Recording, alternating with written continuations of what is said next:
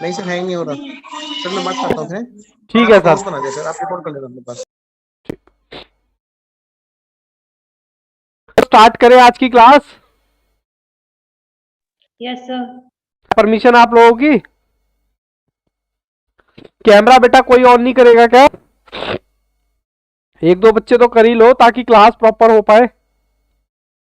चलो ये ना बात। कहाँ बैठे हुए हो राधा? बाबू कैमरा ऑन नहीं करोगे तो कैसे? Good afternoon Mayank. अरे तुम तो रहने ही दो, क्या नाम है आपका? राधा। ये तुम बस में बैठे हुए हो, तुम्हें कहाँ क्लास समझ आएगी। चलो ठीक है। चलो बाबू स्टार्ट करते हैं आज की क्लास। आज हमारा लेक्चर नंबर हमारा कौन सा है? लेक्चर नंबर हमारा 6 है। और मैं आपको करा रहा था चैप्टर नंबर 1, जिसका नाम क्या था? Statistical description of data. Good afternoon sir. Good afternoon Babu, good afternoon.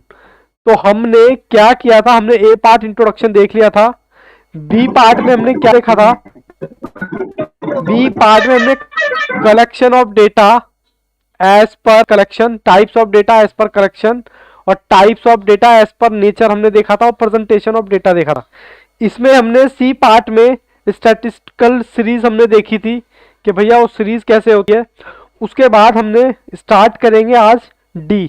यकीन मानो तो आज थ्योरेटिकल हमारा चैप्टर खत्म हो जाएगा, फिर एक दो प्रैक्टिकल कॉन्सेप्ट है वो करके हमारा चैप्टर, यानी कि ये समझ लो कि नेक्स्ट क्लास में आपका पूरा चेकअप चैप्टर पैकअप हो जाएगा। ठीक है जी। चलिए मैं स्टार्ट करता हूं यहां से। मैं आपको सी पार्ट में लेके चलता हूं। सी पार्ट में मेरा एक पार्ट रह गया था, उसके बाद हमारा कॉन्सेप्ट क्या हो जाएगा? फिनिश हो जाएगा। सर जल्दी से लेके आइए, फिर खत्म कीजिए इस चैप्टर को। और उम्मीद करते हैं कि अब तक की सारी चीजें आपने कर रखी है, ठीक है ना? फिर भी कोई दिक्कत नहीं, हम एक रिवीजन मारेंगे, सारा का सारा हमारा क्या हो जाएगा? रिकॉल हो जाएगा। तो बाबू यहां पर सी पार्ट में एक लास्ट कॉन्सेप्ट है, टाइप्स ऑफ फ्रीक्वेंसी। फ्रीक्वेंसी हमारी दो टाइप की होती है। एक तो होती है नॉर्मल फ्रीक्वेंसी, जिसको आप एफ से डिनोट करते हो, और एक होती है क्यूमुलेटिव। क्यूमुलेटिव फ्रीक्वेंसी में आपको कितना याद रहे बाबू? ये दो तरह की होती है। एक तो होती है लेस देन फ्रीक्वेंसी, एक होती है मोर देन फ्रीक्वेंसी। यहां पर आपका एमसीक्यूज है कि बता दीजिए क्यूमुलेटिव फ्रीक्वेंसी कितने टाइप की होती है या कितनी होती है। तो आपका आंसर तभी आना चाहिए, या तो हम कहेंगे लेस देन फ्रीक्वेंसी और मोर देन फ्रीक्वेंसी। सर इसके बारे में बताओगे नहीं? मैंने कहा बता देता हूं आपको। देखो ये आपकी फ्रीक्वेंसी सॉरी फ्रीक्वेंसी नहीं, ये आपकी क्लास दे रखी है मार्क्स के अकॉर्डिंग। यानी अगर मैं बात करूं 0 to 10, 10 to 20, 20 to 30, 30 to 40, और ये आपकी दे रखी है फ्रीक्वेंसी। तो आपसे लेस देन फ्रीक्वेंसी क्या होगा वो बताने का मैं बात कर रहा हूं यहां पर। अगर मैं आपसे कहूं कि 10 से कम कितने बच्चों के मार्क्स आए हैं, मतलब 10 मार्क्स से कम कितने बच्चों के मार्क्स आए हैं, तो आप कहेंगे सर नंबर ऑफ स्टूडेंट कितने? 7। मैं कम की बात कर रहा हूं क्योंकि यहां पर इसका नाम क्या है? Less than. अब आप कहोगे इसमें क्या लॉजिक है? कोई लॉजिक नहीं है।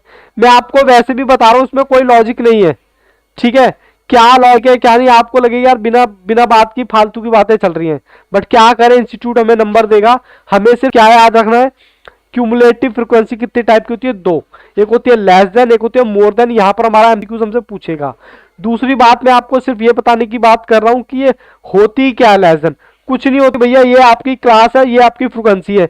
अगर लेस देन पूछे तो आपसे पूछ रहा है कि बताओ 10 से कम कितने बच्चों के मार्क्स हैं? 10 से कम, तो आप कहोगे जी 7 बच्चे दे रखे तो 7 बच्चों के ही मार्क्स होंगे। फिर मैं अगर आपसे कहूं 20 से कितने बच्चों के कम मार्क्स हैं, तो आप कहोगे सर 7 + 4, तो इधर आ जाएगा 11। अगर मैं आपसे कहूं 30 से कम कितने बच्चों के मार्क्स हैं, तो आप कहोगे सर 30 से कम 7 के भी हो गए और ये भी प्लस कर दो, टोटल कितने बच्चों के? 16। मैं अगर आपसे कहूं 40 से कम, तो आप कहोगे 24। अब एक कहोगे पता नहीं क्या चल रहा है, लेकिन भैया हमारे लिए तो सिर्फ इतना इंपॉर्टेंट है, फ्रीक्वेंसी दो टाइप की होती है, एक तो लेस देन और एक मोर देन। बात खत्म। लेस देन में हम लेस देन की बात करते हैं, मोर देन में मोर देन की। सर इसको निकालना कैसे? ये टेंशन मत लेना, आने वाले चैप्टरों में ये आएगा, और वहां पर सिर्फ कुछ नहीं करना है, एक फॉर्मूला याद करना है और अपना काम आगे बढ़ाना है। अभी तक के लिए बाबू जितना करा रहा हूं उतना करो, एक्स्ट्रा अपनी तरफ से दिमाग लगाने की जरूरत नहीं है। मुझे पता है इस पूरे चैप्टर की एक रिवीजन आपको चाहिए, क्योंकि सारी चीजें अभी स्कैटर मैनर में है, मतलब फैला हुआ पड़ा हुआ है। ये है, कुछ समझ आया, कुछ नहीं आया, कुछ आया, कुछ नहीं आया। लेकिन अगर आप कंप्लीट रिवीजन करोगे ABCD तो आपको चीजें सारी क्या हो जाएगी, कलेक्ट हो जाएंगी।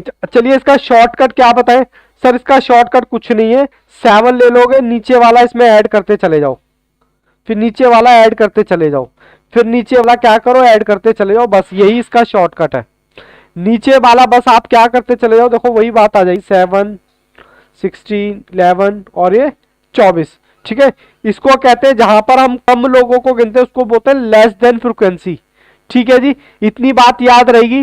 बोलो जी बोलो, आपको याद करना क्या है, लेस देन फ्रीक्वेंसी और मोर देन फ्रीक्वेंसी, बस। और कोई आपको टेंशन पालने की जरूरत ही नहीं है। सर अब ये भी बता दो, इसका रिलेशन किससे होता है? सर इसका रिलेशन जो होता है अपर लिमिट से होता है। किससे होता है? अपर लिमिट से।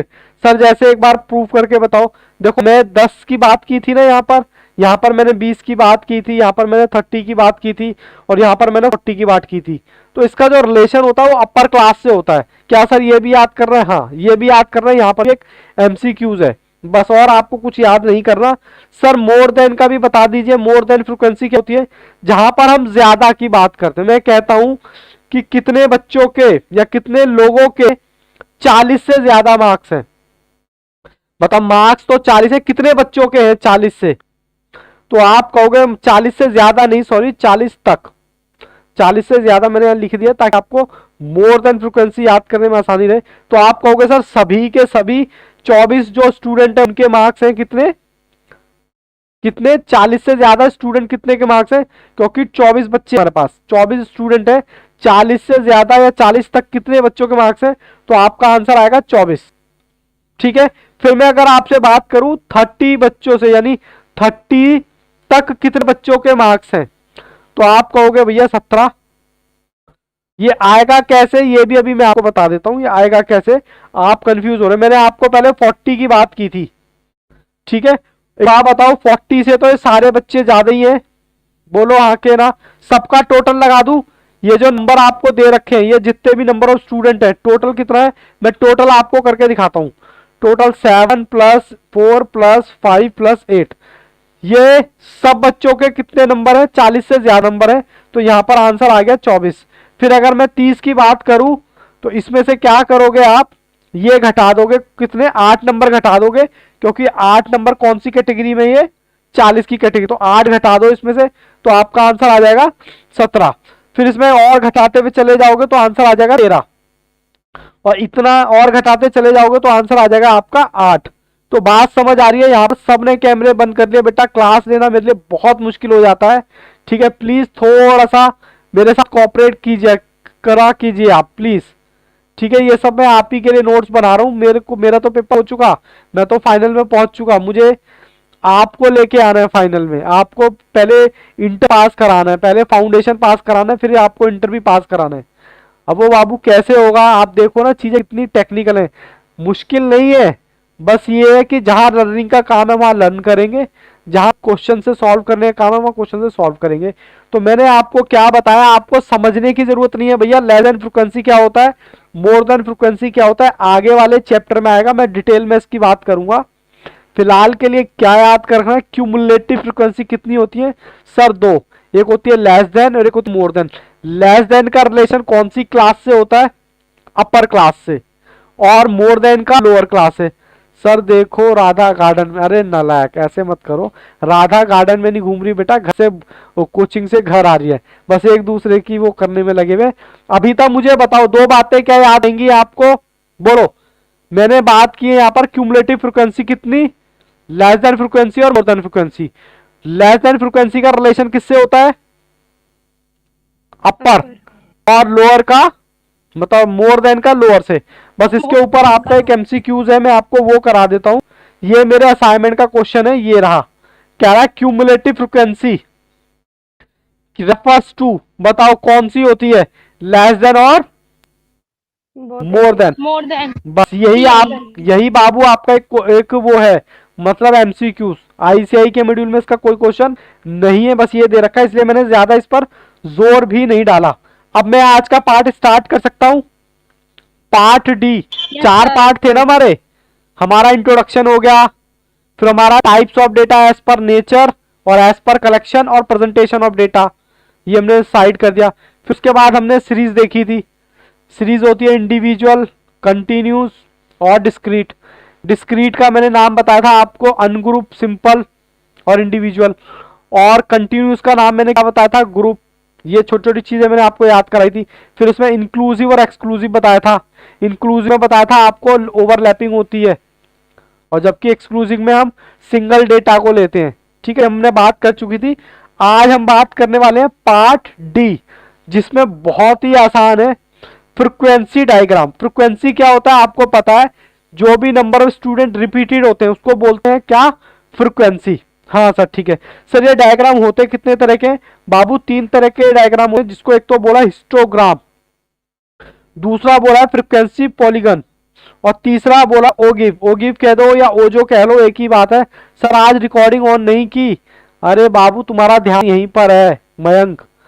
बाबू टाइम पास ना करो बेटा, आपका ध्यान यही है कि राधा घाट में घूम रही है कि आज रिकॉर्डिंग ऑन नहीं है। आज नहीं है, आज रिकॉर्डिंग ऑन है बेटा, मेरे यहाँ से ऑन है।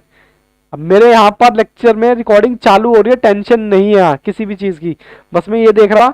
चलो मैं अपने टॉपिक से बता जाता हूँ। फ्रीक्वेंसी डायग्राम कितने तरह के होते हैं, एक होता है हिस्टोग्राम। अब सर ये होता क्या है ये देखते हैं। नॉर्मल आपकी फ्रीक्वेंसी क्लास दे रखी है ये, और फ्रीक्वेंसी आपकी दे रखी है ये इस टाइप का कुछ आपको दिखाई देगा डायग्राम, जो मैंने बस कुछ नहीं किया, 0 से 10। तो 0 मैंने, ये आपके जो मार्क्स है मैंने एक्स एक्सिस पे ले रखा है, और फ्रीक्वेंसी मैंने वाई एक्सिस पे ले रखी है। ठीक है, बस इसको कुछ नहीं किया, इसको प्लॉट कर दिया। क्या आपको प्लॉट करना आएगा, नहीं, मैं डायरेक्ट मुद्दे की बात करता हूं। इसके बेसिस पर हमारे कम से कम 6 एमसीक्यू बनेंगे।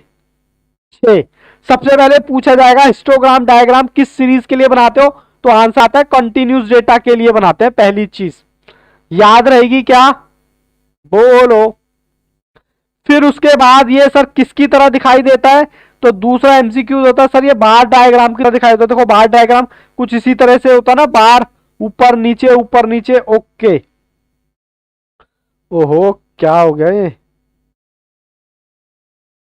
हाँ सर इसका दूसरा नाम क्या है, एरिया डायग्राम। क्या है, एरिया डायग्राम। इसका दूसरा नाम क्या है, हिस्टोग्राम का एरिया डायग्राम। बात खत्म। कोई आपको अभी इतना समझने की घुसने की जरूरत नहीं है सर, जैसा पेपर वैसा आंसर, ना ही आपको कोई डायग्राम ड्रॉ करना, बस आपको छोटी छोटी चीजें लर्न करनी पड़ेंगी थोड़ा, और वो कैसे होंगी, बार बार एमसीक्यूज करोगे तब आपको हो जाएंगी। और ये मेरी गारंटी है बाबू, दिसंबर वालों के लिए तो कह नहीं सकता, आपका 1 नंबर भी जाने नहीं दूंगा मई वालों के लिए।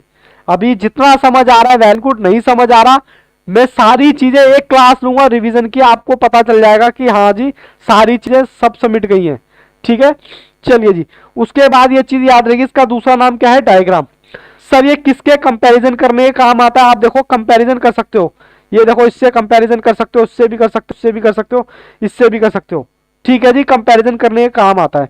हाँ सर, सर इससे हमें क्या मिलता है, इससे हमें मोड मिलता है, इसको हम कैलकुलेट करते हैं तो इससे हमें क्या मिलता है बच्चों, इससे हमें मोड मिलता है। क्या इतनी बातें याद रहेंगी। और यहाँ पर ओवरलैपिंग भी होता है। सर कैसे होता है एक बार दिखाओ, देखो ओवरलैपिंग हो रहा है ना यहाँ पर 20 20 ओवरलैपिंग का होता है 10 10 30 30 40 40। देखो ओवरलैपिंग हो रहा है कि नहीं हो रहा, पहले ये बताओ। मैंने यहाँ पर 2 या 3 चीजों की बात की है, बस वही आपको देखना है। सबसे पहले किसके लिए यूज होता है, कंटिन्यूस डेटा के लिए, बार डायग्राम की तरह दिखता है। इसका दूसरा नाम एरिया डायग्राम है, इसको कंपैरिजन करने का काम आता है, उससे मोड मिलता है, मोड। और ये क्लास में क्या होता है, ओवरलैपिंग होता है। क्या बताओ यहाँ पर इसके बाद इतनी बातें समझ आई या नहीं, हालांकि मैंने इसमें कुछ समझाया नहीं है क्योंकि इसमें समझने का कुछ है ही नहीं। अब ये डायग्राम है बाबू, इसमें मैं क्या समझाऊंगा, बस आपको ये मैंने बता दिया। मैं आपको इसके डायरेक्ट एमसीक्यूज पे लेके चलता हूँ।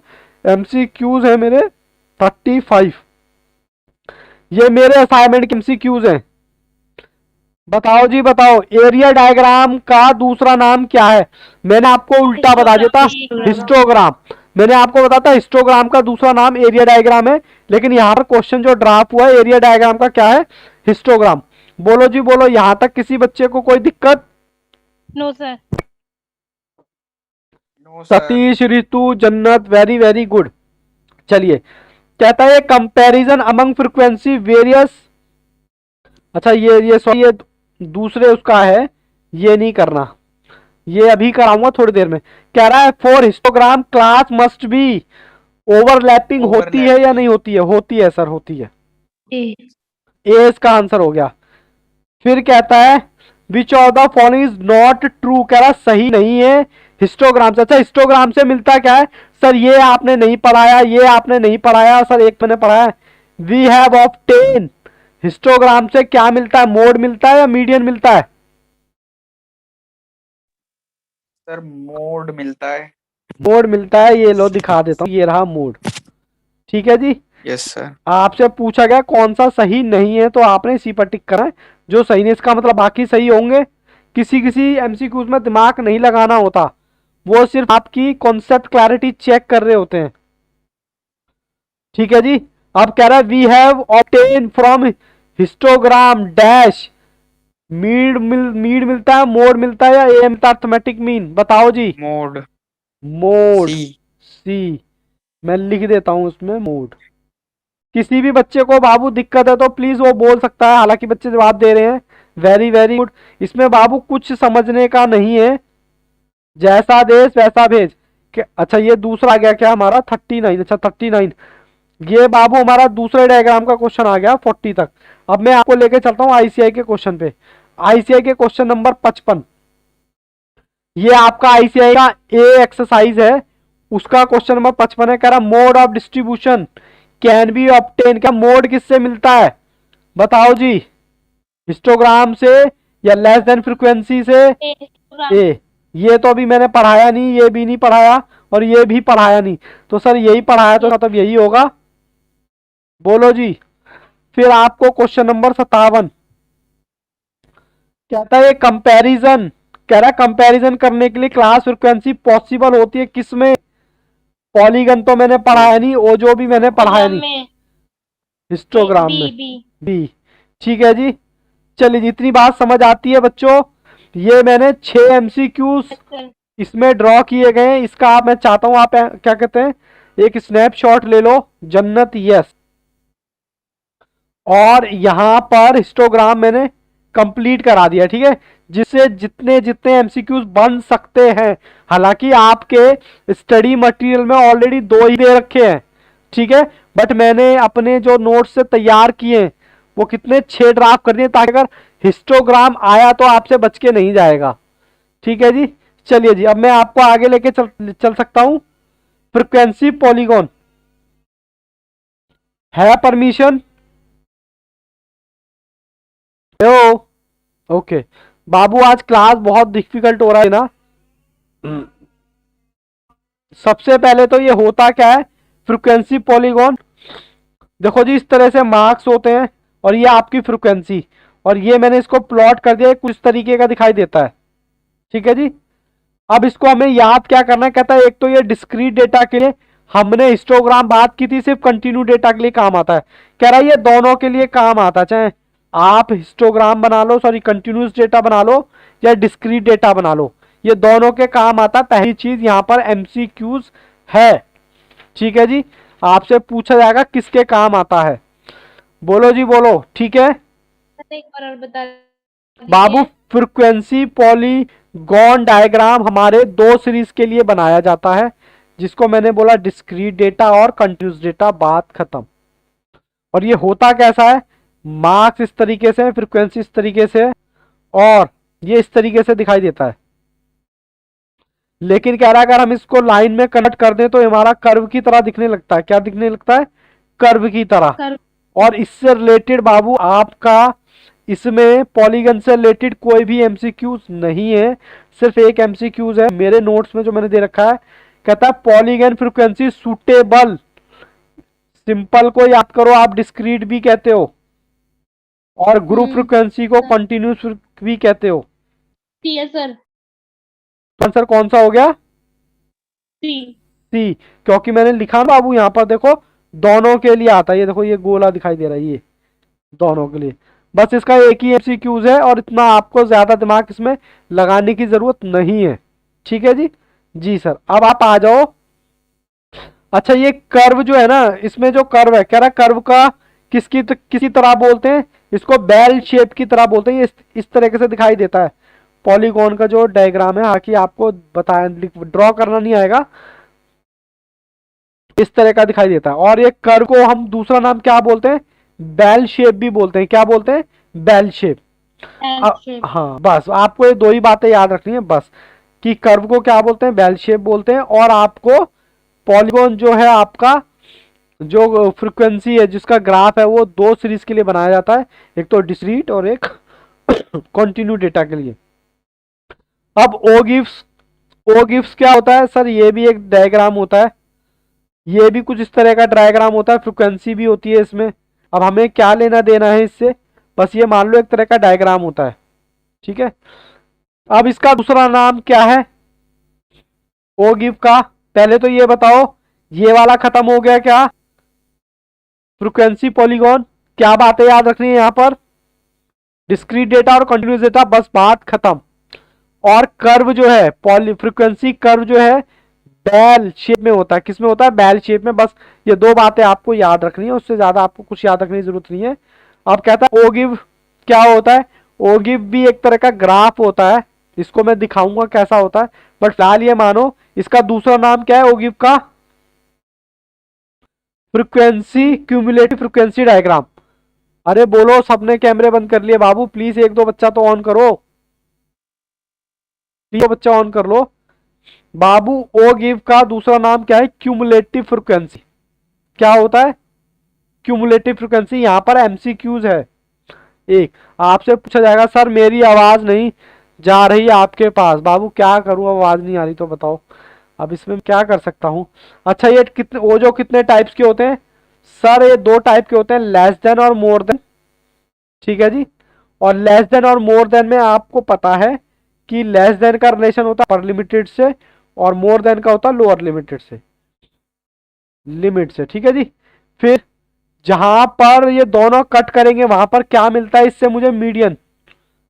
हिस्टोग्राम से मोड मिलता था, इससे क्या मिलेगा मुझे? मीडियन। सर ये बनता कैसे है? लेस देन फ्रीक्वेंसी ग्राफ कुछ इस तरीके का होता है जो मैंने आपको स्क्रीन पे दिखाया है। जहां पर ये ग्राफ इंटरसेक्ट करेंगे, मतलब कटेंगे, इस तरीके से कटेंगे, तो उसको हमें क्या मिलेगा? मीडियन मिलेगा। बोलो जी बोलो, बात समझ आती है क्या? एक बार फिर से, स्टार्टिंग से। कहता है ओ गिव का दूसरा नाम क्या है? Cumulative frequency. पहली चीज सर ये कितने टाइप के होते हैं? सर ये दो टाइप के होते हैं, ठीक है, दो टाइप के होते हैं, लेस देन ओजो और मोर देन ओजो। उसके बाद कहता है जहां पर ये लेस देन और मोर देन आपस में इंटरसेक्ट करेंगे उसको आप क्या बोलोगे?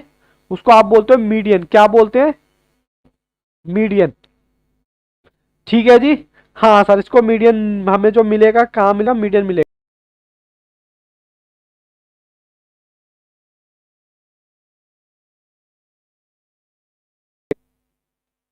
सॉरी बेटा फॉर इंटरप्शन, ठीक है ना, आज अकेले अकेले लगे पड़े। वाई एक्सिस का दूसरा नाम क्या है? ऑर्डिनेट। कहाँ गए सारे बच्चे? हेलो, हाँ। वाई एक्सिस का दूसरा नाम क्या है बाबू? ऑर्डिनेट। और एक्स एक्सिस का दूसरा नाम क्या है? एब्सीसा, ठीक है, एब्सीसा बोलते हैं इसको। मैं एक बार दोबारा रिपीट कर देता हूं यहां पर। सर ओ गिव का दूसरा नाम क्या है? Cumulative frequency. सर ये कितने टाइप के होते हैं? दो टाइप के होते हैं, लेस देन और मोर देन। उसके बाद जहां पर ये दोनों काटते हैं उससे हमें क्या मिलता है? मीडियन, ठीक है जी। अब ये मैंने बोल दिया वाई एक्सिस का दूसरा नाम क्या है? ऑर्डिनेट। और एब्सीसा का एक्स का नाम होता है। कहता है ओ गिव से हमें तीन चीजें मिलती हैं, मीडियम भी मिलता है, क्वार्टाइल भी मिलता है, और डिसाइल भी मिलता है, और परसेंटाइल भी मिलता है। अभी ये होता क्या है आगे वाले चैप्टर में हम डिटेल में पढ़ने वाले हैं, तो अभी बाबू किसी भी तरह की आप टेंशन मत लेना, ठीक है, कि ये कहाँ मिलता है, कैसे मिलता है, बिल्कुल भी कोई भी टेंशन मत लेना। अब मुझे बताओ क्या मैं एमसीक्यूज की तरफ पढ़ सकता हूँ?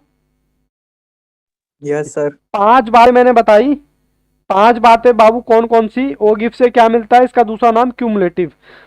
दूसरी चीज टाइप्स ऑफ फ्रीक्वेंसी में मेरे पास दो टाइप की फ्रीक्वेंसी है, लेस देन और मोर देन। जहां ये इंटरसेक्ट करता है उससे हमें मिलता है मीडियन। और वैसे हमें इससे क्या क्या मिलेगा? मीडियन, क्वार्टाइल, डेसाइल, परसेंटाइल, चारों चीजें मिलती हैं। होता क्या है आगे की बात करेंगे। वाई एक्सिस का दूसरा नाम क्या है? ऑर्डिनेट। और एक्स एक्सिस का नाम क्या है? ऑब्सीसा। चलो जी मैं आपको लेके चलता हूं, क्योंकि आज कैमरे बंद हैं सब बच्चों के, सिर्फ एक बच्चे ने कैमरा ऑन कर रखा है। मेरे लिए बहुत डिफिकल्ट हो जाता है क्लास लेना। मैं क्वेश्चन देखूं पहले इसके ऑब्सीसा के 41। क्वेश्चन नंबर मेरे असाइनमेंट का 41 क्या था? क्यूमुलेटिव फ्रीक्वेंसी डायग्राम का दूसरा नाम क्या है? बताओ जी। क्यूमुलेटिव फ्रीक्वेंसी का दूसरा नाम क्या है? सी। सी।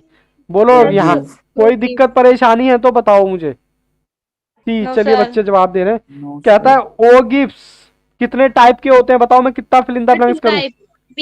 2 टाइप के Two. होते हैं, बी टाइप। ठीक है जी, कोई परेशानी कोई Yes, sir. दिक्कत है तो बताओ।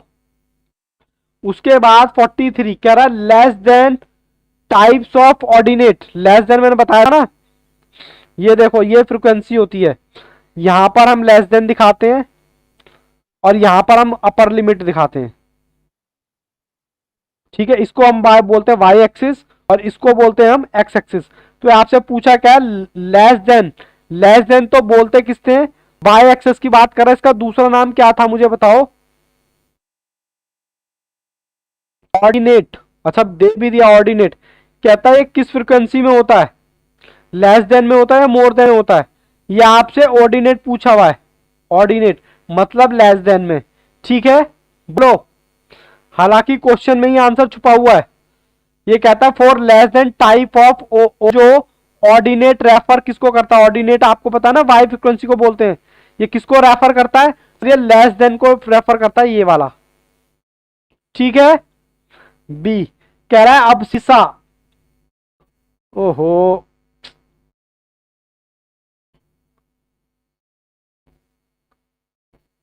अब सीसा more than types of frequency. अब सीसा किसको बोलते हैं? जब आप एक्स एक्सिस होता है और यहां वाई एक्सिस होता है। हम यहां क्या करते हैं? यहां जैसे अपर लिमिट है तो यहां लोअर लिमिट आएगी, लिमिट लोअर लिमिट, और यहां मोर देन। तो आपसे पूछा है अब सीसा frequency more than refer. Refer ओ जो टाइप्स किसको रेफर करता है? The more than. More than. ठीक है जी, जैसे ये था वैसे ये है। बोलो जी बोलो, कोई दिक्कत परेशानी है तो बोलो। No, sir. तो मैं आगे बढ़ता हूं। अच्छा कहता है इंटरसेक्ट का मतलब होता है इंटरसेक्शन का। ओहो, इंटरसेक्शन का मतलब है कट। जैसे कि ये कुछ ऐसे दिखाई देते हैं, तो यहाँ पर जो कट आता है टू कर्व को, टू ओजो को ऑब्सीसा के, तो हमें क्या मिलता है उससे? The median. मीडियन मिलता है। ठीक है जी सर, मीडियन मिलता है। ओहो, हल्का सा छेड़ो तो पूरा नीचे चला जाता। ये मेरे असाइनमेंट के क्वेश्चन है। कहाँ चला गया? मीडियन मिलता है। ठीक है जी, फिर कहता है we have obtain foreign information. क्या मिलता है उसे? ओजो से हमें मिलता क्या है? बताओ जी। मीडियन मिलता है, क्वार्टाइल मिलता है, या डिसाइल मिलता है, या सारा मिलता है? सब तीनों चीजें मिलती हैं। ये बाबू होता क्या है डिटेल में मैं आपको बताऊंगा, दिमाग मत लगाना इसमें, आने वाले चैप्टरों में ये आएगा। ठीक है। The D. डी। अच्छा अब ये कर्व वाले आ गए। कर्व वाले को मैं वैसे ही बता देता हूं।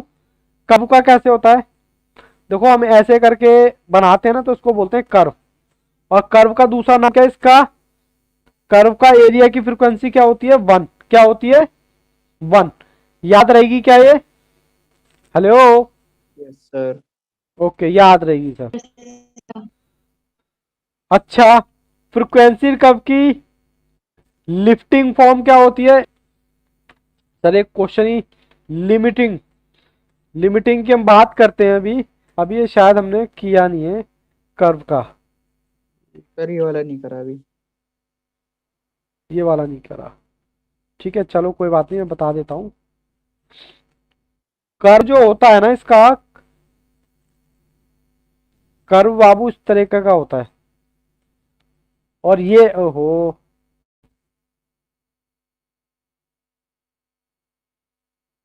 ये इस तरह का कर्व होता है। इसका एरिया का जो भी एरिया आता है उसकी वैल्यू क्या होती है? 1।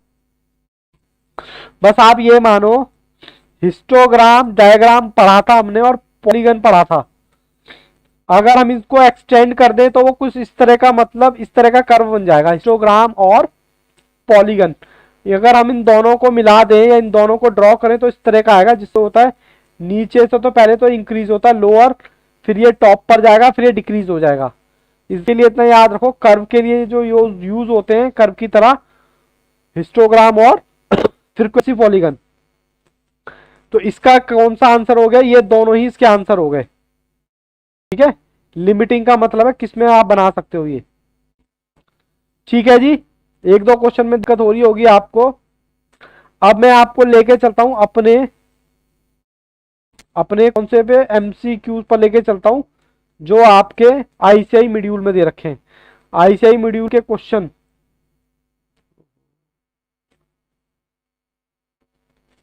कहता है मीडियन किससे मिलता है? Median distribution can be obtain from, बताओ जी, मीडियन किससे मिलता है? फ्रीक्वेंसी पॉलीगॉन से मिलता है, हिस्टोग्राम से मिलता है, या फिर इससे मिलता है ओजो से? बताओ जी, भूल गए? लेस देन और मोर देन ओजिब जब फिर कट करते हैं तब मीडियन मिलता है। हाँ तब मिलता है, लेकिन यहाँ पर कुछ ऐसा ऐसा ऑप्शन नहीं दे रखा ना, सिर्फ यही दे रखा है हमारे को। इससे तो मिलता नहीं है, और इससे हमें मोड मिलता है, हमने बात की थी। और ये तो हमारा पॉलीगन तो है ही नहीं। ठीक है ना, तो हमारा आंसर कौन सा हो गया? यही हो गया। और 58 frequency curve lifting form frequency polygon और ए और डी। ठीक है जी, ये हमने भी किया था। बाकी बाबू हमने कर्व का दूसरा नाम क्या पढ़ा था? पहले ये बताओ, हमने कर्व का दूसरा नाम क्या पढ़ा था? देखो मैं बता देता हूं, कर्व हमने दूसरा नाम क्या पढ़ा था, ये रहा हमारे नोट्स के अंदर। कर्व का दूसरा नाम हमारी नोट्स है ना,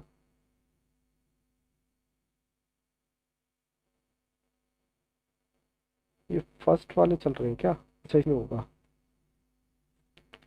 अच्छा इसमें होगा, इस वाले में।